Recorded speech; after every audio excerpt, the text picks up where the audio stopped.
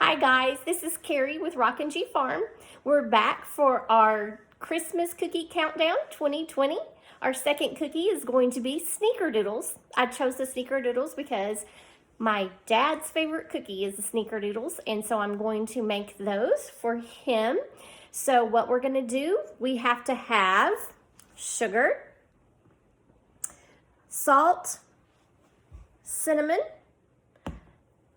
cream of tartar, 2 eggs, room temperature butter, baking soda, and Crisco.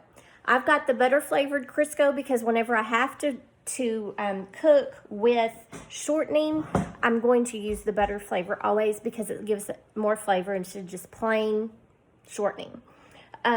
Also, I'm going to be using parchment paper to line my cookie sheets. These are Pampered Chef cookie sheets, and they're wonderful, wonderful cookie sheets. However, they look a little crazy because my husband uses them to grill. So yeah, so that's why I line them with parchment paper. Okay, and then a good thing to have when you always make a lot of cookies is a scoop. This is a little bit smaller than what I'd like. I'd like to have just a little bit bigger one, but it makes it real easy to scoop into your mixing bowl and get the perfect size every time so all of your cookies are uniform in their size. So the first thing I'm going to have to do with the Snickerdoodles, getting ready to make the Snickerdoodles, I'm going to turn on my oven to 400 and let it start warming up. That's always the first thing you want to do. So let's go over here. I'm going to turn on the oven.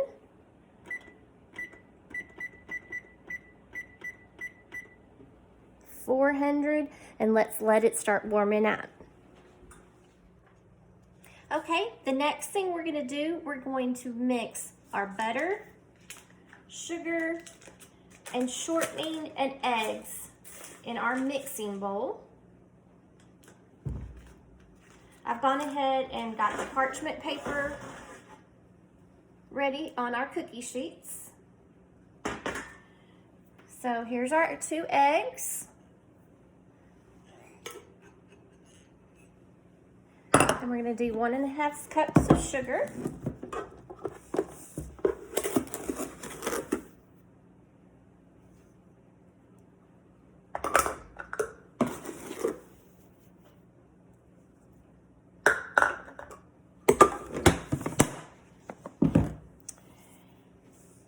And we're going to do the shortening, which is a 1/2 cup of shortening. And like I said, I'm using the butter flavor just to give it some more flavor.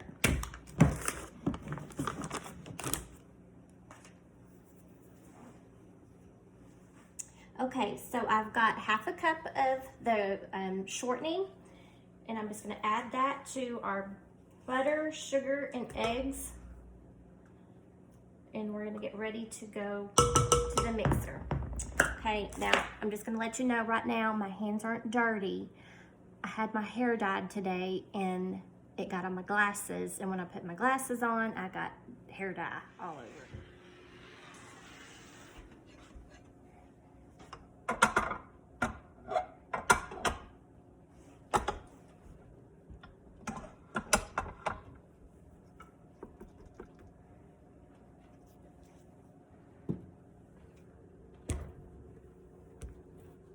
So we're going to cream these together.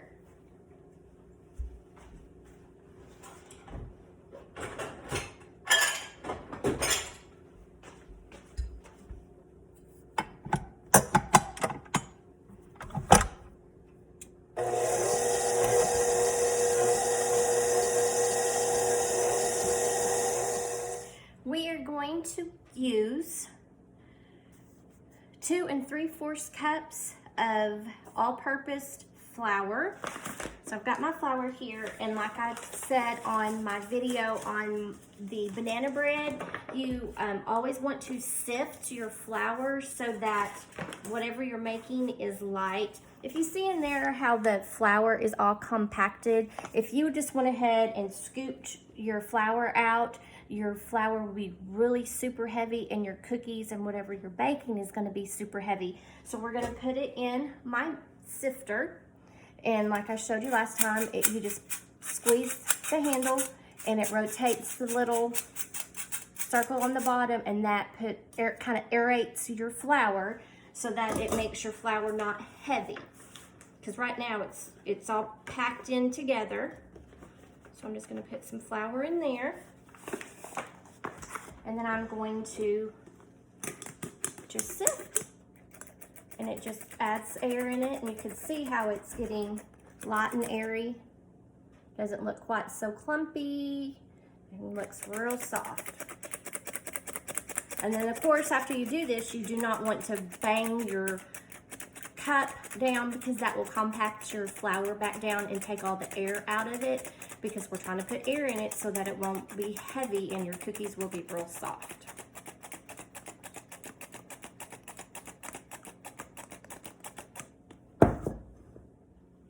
Okay, I've got our flour sifted. Even though this measuring cup says 2 cups here, this is for liquid measurements. It's not for solid measurements. If I put this in here, it wouldn't measure correctly. So you need to use your cups to where you can spoon in your flour or your dry ingredients and be able to make sure it comes out exactly right. This right here has too much, even though it looks like it's right there on two cups. There's too much in there, and I can't level it off to make sure that it's correct. So I'm gonna spoon my flour in real gently because I don't want to pack it down.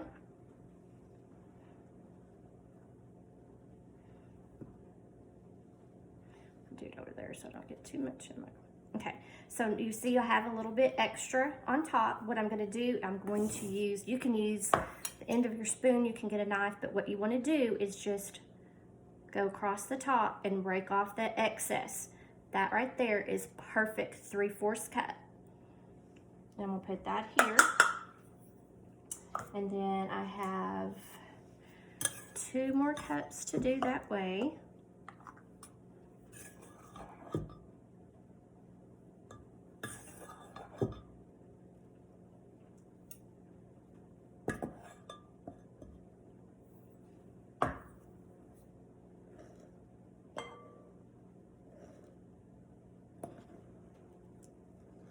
Made a little bit of a mess, so that's 1.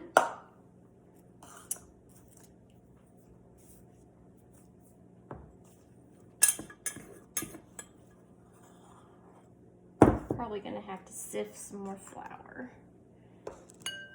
Be right back while I sift some more flour.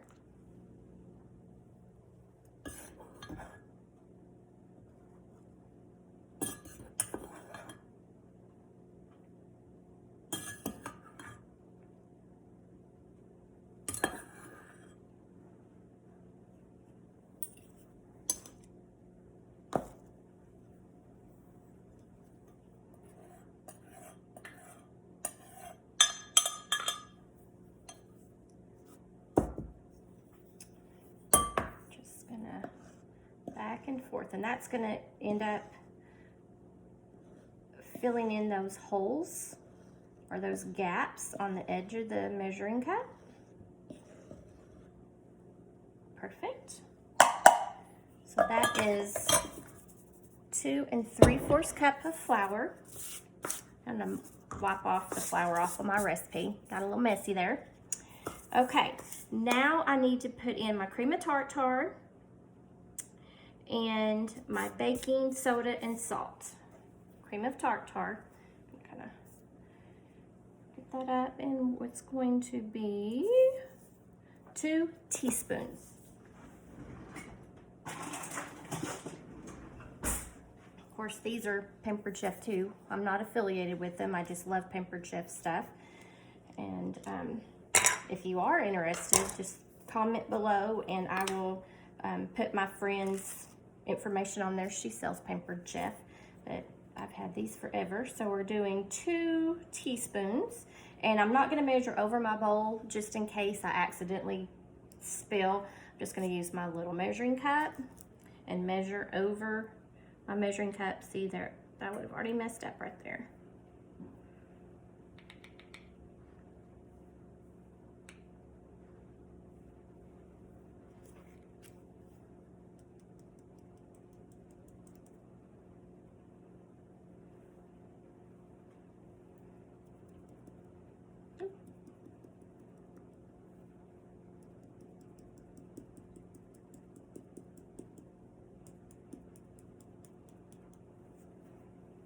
And then I'm going to use a spoon and just rake it back and forth to fill up the gaps around the edges so that it's a completely full teaspoon.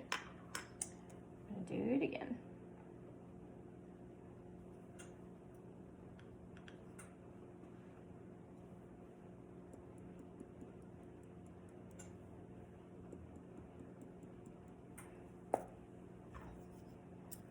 My spoon back and forth. See, there's some gaps in there. So I'm just going to use my, to make it completely full. So that's 2 teaspoons of cream of tartar.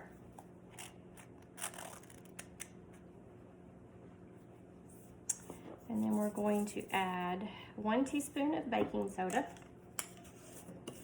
And I like to keep them in my mason jars to keep the humidity out. There's 1 teaspoon of baking soda, and I'm going to kind of shake it around to make sure it mixes in good. Next is going to be salt. Salt is 1/4 teaspoon. And I like these Pampered Chef because it goes all the way down to 1/8 teaspoon, so that's really cool. Like I said, I'm not affiliated with Pampered Chef. I just like Pampered Chef stuff. I've had it forever. So we're gonna do 1/4 teaspoon of salt, and I'm not gonna measure over my bowl. I'm gonna measure over that so it won't make a mess. And I am going to make sure make sure I scrape it off to get it good and level.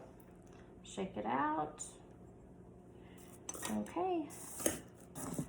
And baking soda and salt.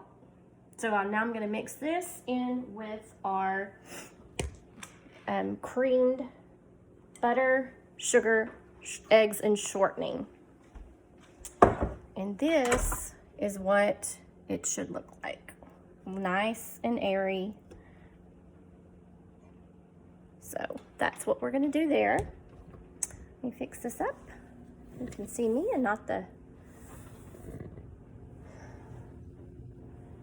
Okay, so I'm going to make sure I mix that really well first.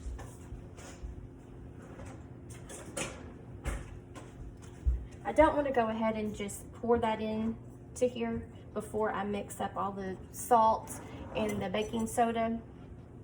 I want to make sure it's in there really good and all mixed together, because if I put it in there, it might all attach to a piece of that butter, and then we wouldn't have flavor and rising like salt.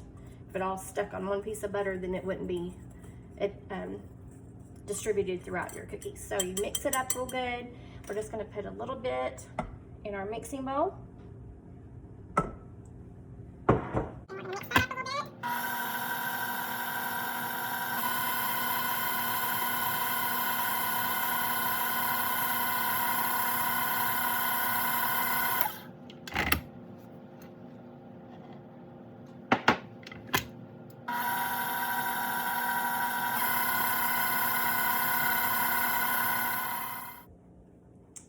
So we've got it all mixed in. I'm just going to get all the extra off of this paddle.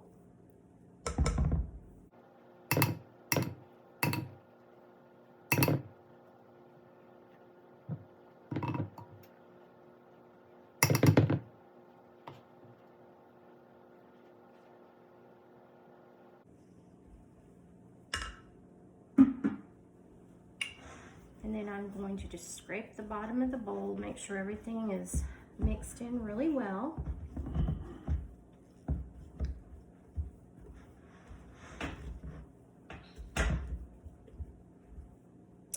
And that's our Snickerdoodle batter.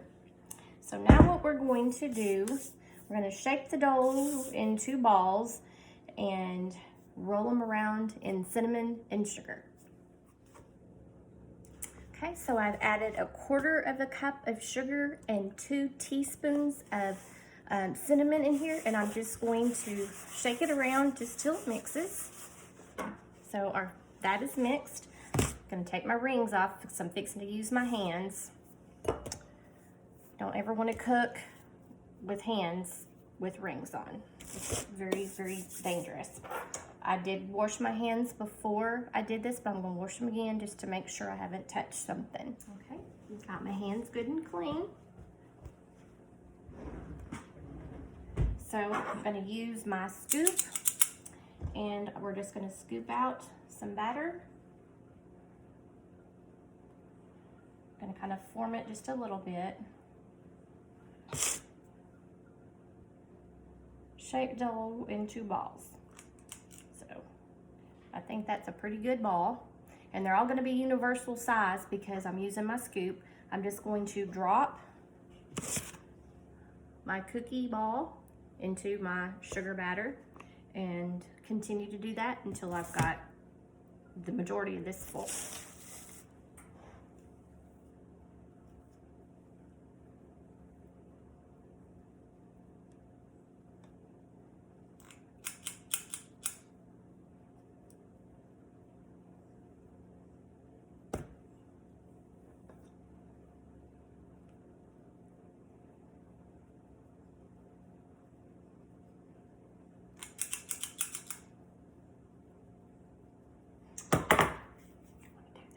I think I'm gonna do that, makes them prettier.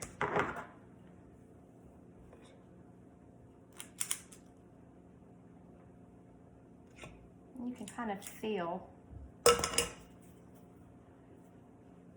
much prettier.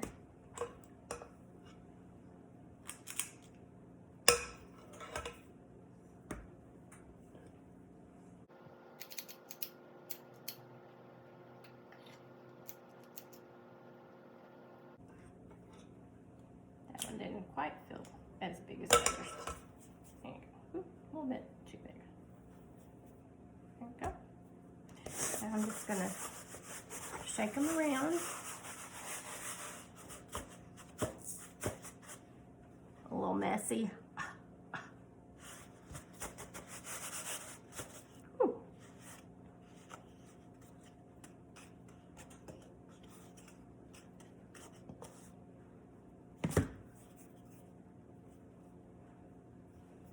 I'm going to put them on my cookie sheet.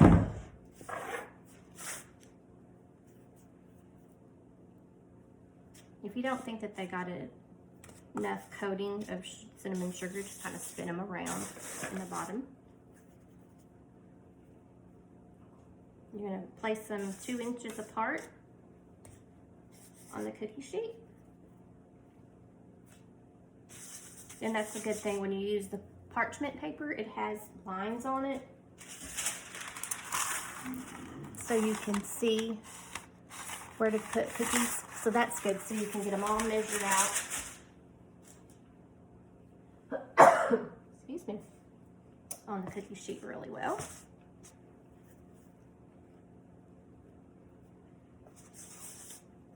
I really like Christmas cookies because we didn't live close to our grandparents when we were little, and my dad's mom would always make homemade cookies and ship them to us in the Pringles chip jars that Pringles chips came out of. So that was a big thing, waiting for those Christmas cookies to come from my grandmother. My grandmother was a baker, and she was a wonderful cake decorator. There was a write-up in the Arkansas newspaper about her and her baking and her cake decorating. And, oh, I don't know. I guess it would have been maybe the 50s, I guess. I don't know. So, her cookies were good cookies. Loved her cookies. She was a great cook. Okay, guys. I have one tray ready for our Snickerdoodles to go into the oven. I was going to let you know that the prep time on this is 40 minutes. The total time is 50 minutes, and it makes 4 dozen cookies. Of course, according to size, it makes 4 dozen of 1 1/4 inch balls. So I might have a little bit smaller balls. Well, they might be 1 1/4 inch. So we're going to put them in the oven for 8 to 10 minutes. I like to bring mine out when they're still just a little soft so that they're not hard and crunchy. But if you like crunchy cookies, just leave them in just a little longer. And of course, if you live in high altitude areas, you're going to have to adjust your oven or your cook times. Oh, that wasn't good. I dropped one on the bottom.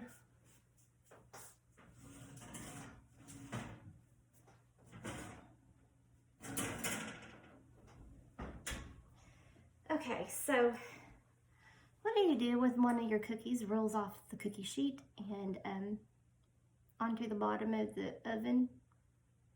Well, first thing you do is push stop on record so you can save the house. Okay, I saved the house. The cookie didn't burn on the bottom of the stove. At least this time I didn't have fire. Last time I cooked up my oven, I had fire. That's for another time. See you in 8 minutes. Okay, guys, Snickerdoodles are done. They're ready for my grandkids that just came in the door. So thanks for joining me for this video on how to make Snickerdoodles for your family for Christmas. I really do hope you enjoy it. I will put the recipe down below. And y'all have a wonderful Christmas, and join us for the next one, for the next cookie countdown. Go ahead and make what you have beautiful.